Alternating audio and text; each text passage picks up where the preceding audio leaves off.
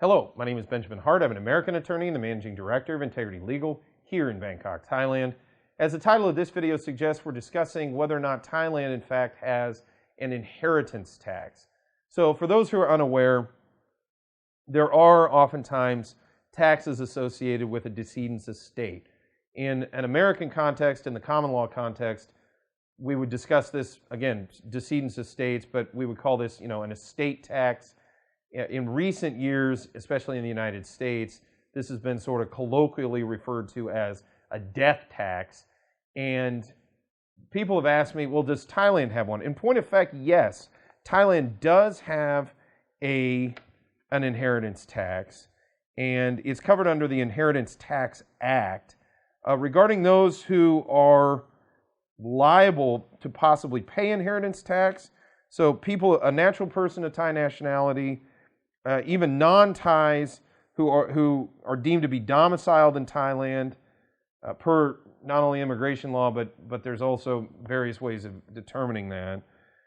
Non-Thai nationality, but on an inheritance of an asset in Thailand. So what we called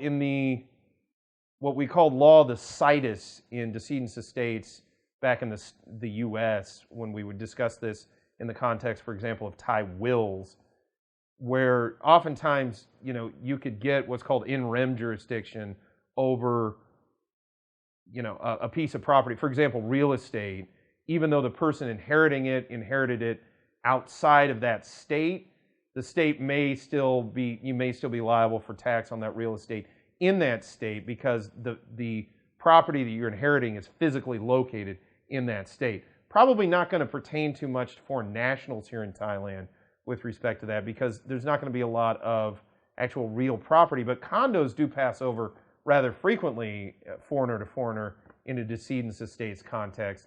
So I guess you could see it in a real estate context here. And then juristic persons that are registered in Thailand,